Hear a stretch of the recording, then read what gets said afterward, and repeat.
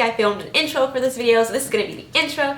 This video is about, excuse me, sorry. This video is about, gosh, okay, I'm not even gonna tell you because you read the title and I'm burping way too much, so we're just gonna get into it.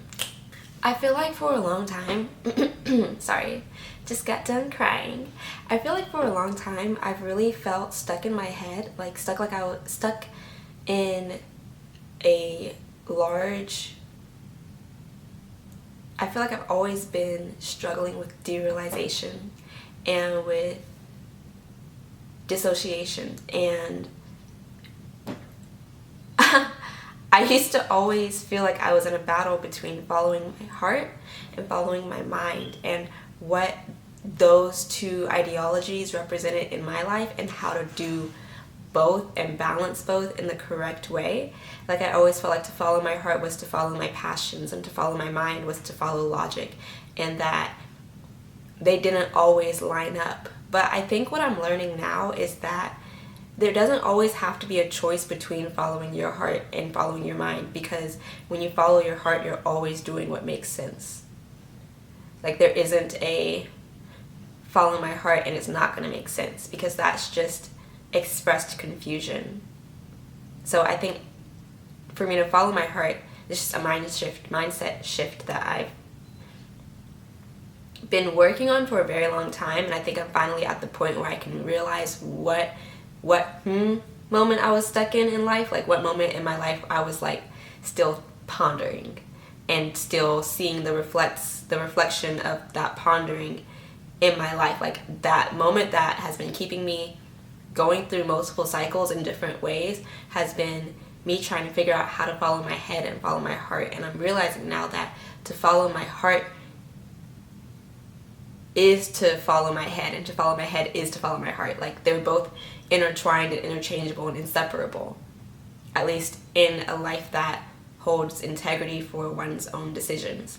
Like, I think that when your morals and your ethics are straight, that when you follow your head and your heart, it doesn't matter what anyone else says, because you're living your truth authentically. But two, especially when like your morals are right and you're like, you're healed. When you're healed, then it's like, oh, okay, this is always going to be the right answer.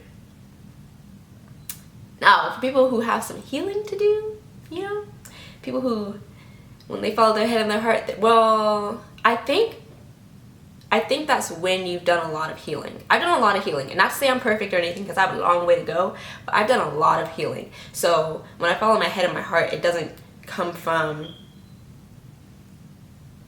it. Well, it can sometimes, sorry, because of what I'm about to say, but for me, like, it doesn't, when it's the right thing, usually, it doesn't come from like a spiteful space. It doesn't come from negative based emotions. It's not like I'm following my head and my heart so like like, it's like I'm following my head and my heart so peacefully. I'm gonna take my space because I respect my own boundaries, and this is how I protect my space. And that I'll respect your space because I don't want to be in your space feeling disrespected, because that's not going to be a good outcome for you. Like, that's a good example. But if you're following your head and your heart and you have some healing to do, it could come out as like, you start talking about Cardi in his text, what happened?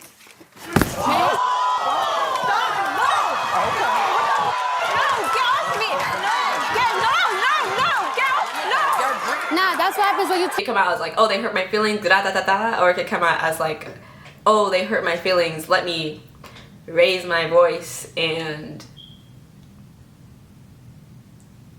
have intense feelings that don't make me actually feel better or heal the situation, but just cause more havoc, because pain is expressed as anger, and hurt people. I'm a little bit elevated right now, folks. When you follow your head and your heart, then, and you are always in a state of awareness and healing, then I think it always leads to the right outcome, because no matter what, you're in a state of awareness, healing, you're reflecting, you're correcting, you're moving forward in the best direction all the time. And when that's your goal, then following your head and your heart can only lead you closer to like the good things, as long as you are self-aware. But when you're not self-aware and you're following your head and your heart, it can lead to the whole like, it can lead a lot into just following your desires, which aren't always the best for you. Like, you can desire things that aren't good for you or other people for like not the right reasons, based on emotions and habits and ideologies that haven't been reassessed and healed. But anyway, that's what I realized about following my head and my heart, and that's why I'm following my head and my heart now, because I just realized that I've been trying to, in not understanding and breaking down how I feel about that, I realized that I've been trying to make sure that everything I do makes sense, and trying to make sure that I'm always doing what I love. And I was thinking, like, I need to do what makes sense. I need to do what makes sense, but I also want to do what I love. How do I do what makes sense and what I love? And it's like, if you're doing what you love, you're doing what makes sense. Just focus on that instead of focusing on what's going to make sense. Because then I think that's also the definition of, like, I forgot what it's called, but it's like paralyzing. It's like a creative. It's like paralyzed. Like a creative that's paralyzed. Okay, so yeah. So at the end of the day, just do what you want to do, and don't worry about if it makes sense. That's what I realized. I realized that I need to just be focusing on what I want to do, what makes me happy. And people always say that, like, your hobby should be something that makes you happy, but it's just clicking in my head right now. Like, I should just do what makes me happy. And if it doesn't make me happy, I probably shouldn't be doing it. And the things that can lead me closer and closer to everything that I'm always supposed to be doing, they may not always be fun, but if I understand at the end of the day, that's something that I can see myself enjoying long term, and like loving the process, you know, and the reward, then I'm all in. And as long as you focus on, like, the things that you love, sorry, my nose tickles, the things that you love in order, like, I love this the most, I love this mediocrely, I love this you know, and down, and you prioritize it like that, then you'll always be filling your cup. And then when this cup gets a little heavy, you can be like, I'm going to fill my cup in these ways too. That way you're always balanced and, like, switching things around. But if you try to fill tiny cups, it's going to take you a longer time to get to that, like, big cup, because you're trying to do what makes sense. But sometimes it's not about what makes sense. It's just about what the next step is for you in your life. And that's not always going to make sense. And it doesn't have to make sense to other people or to, like, standard modes of thought, because it's not other people's lives. And when you turn 67 and you're talking to, like, whoever you're talking to at that age, and they ask you why you lived your life the way you lived your life, you know, me personally, I don't know for you, but as of in this household, like, personally, I would like to say I did everything that I wanted to do. And I did it even if it didn't make sense, because I knew that that was the next right step for me, and it was great. And not, I did everything that would make sense to everybody else, and I guess I just ended up where I ended up. But not everything you love is something you can do. Like, you know, just think about those, what